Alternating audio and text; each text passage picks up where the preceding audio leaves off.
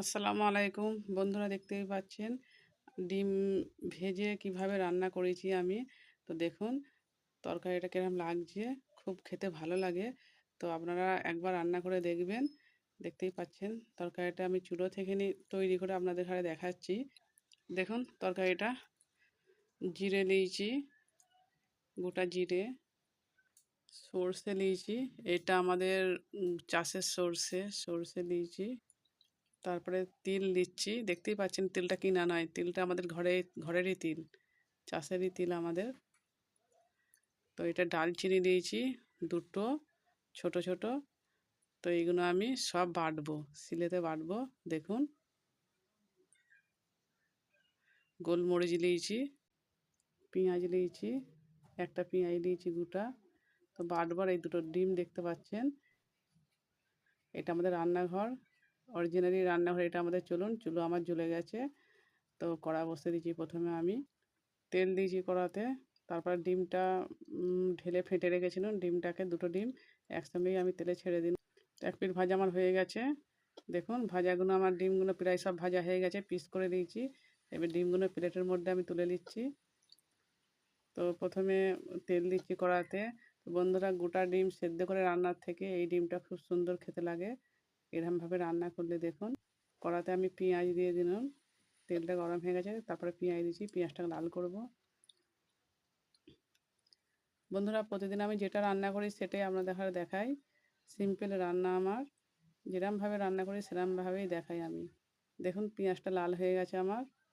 দেখুন যেই মশলাগুলো আমি গোটা দেখানো ওইগুলো সব বেটে রেখেছিলাম, ওইগুলো আমি দিয়ে দিচ্ছি। মশলাটাকে ভালো করে কষবো। হলুদ গুঁড়ো দিলাম, লঙ্কা গুঁড়ো। এইটা আমার ঘরে মানে মশলাটা তৈরি করা থাকে, মৌরি ফৌরি সব কিছু পাইল আছে, জিরে, ধনে, মৌরি, গোলমরিচ পাইল করা মশলা। তো আমরা দেখানো ওইটাও নুন দিনুন দিয়ে তারপরে মশলাটাকে ভালো করে কষবো। ভালো করে কষলে মশলাটার গন্ধ চলে যাবে। মশলাটা দেখুন উপরে তেল ভাসে গেছে, মশলাটা প্রায় পানি দিয়ে কষেছি ভালো করে। দেখুন কষা আমার প্রায় হয়েই গেছে। এবারে অল্প করে পানি দিয়ে দেবো আমি। দেখুন ভেজে রাখা ডিমগুলো আমি দিয়ে দিচ্ছি। বেশি সময় লাগবে না রান্না করতে, এই রান্নাটা খুব জলদি রান্নাটা হয়ে যায়। এতে আলু ফালু কিছু নেই, তো ঢাকা দিয়ে দিচ্ছি।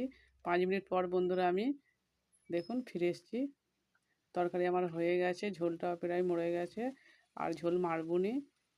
তো ওপর দিয়ে আমি সেই ধনে জিরে মশলার মানে গুঁড়োটা আবার ওইটা একটু ছড়িয়ে দিন, অল্প করে হালকা করে উপরে দিয়ে ছড়িয়ে দিন, এতে কিছু আর দুগুনি। তো বন্ধুরা, যদি ভালো লাগে আমার এই রকম রান্না, দেখতেই পাচ্ছেন এই রকম আমাদের গ্রামের সিম্পল রান্না। তো আপনাদের যদি পছন্দ লাগে, ভালো লাগে, তো দেখবেন, আমার চ্যানেলটাকে সাপোর্ট করুন বন্ধুরা। অনেক আশা করে বন্ধুরা চ্যানেলটা খুলেছি আমি। তো আমি জানি যে এরকম সিম্পল রান্না আপনারা দেখবেন কি দেখবেন না, তবু আমি আপনাদের ভরসায় চ্যানেলটাকে খুলেছি।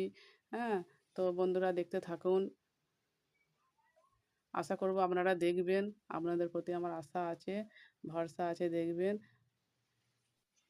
তো বন্ধুরা, আমার চ্যানেলটাকে যদি এই রান্না, গ্রামের যদি রান্না ভালো লাগে আপনাদের ঘরে, অবশ্যই আপনারা আমার চ্যানেলটাকে সাবস্ক্রাইব করবেন। তাহলে প্রতিদিন এই গ্রামের রেসিপি আপনাদের দেখাতে পারবো। আসসালামু আলাইকুম।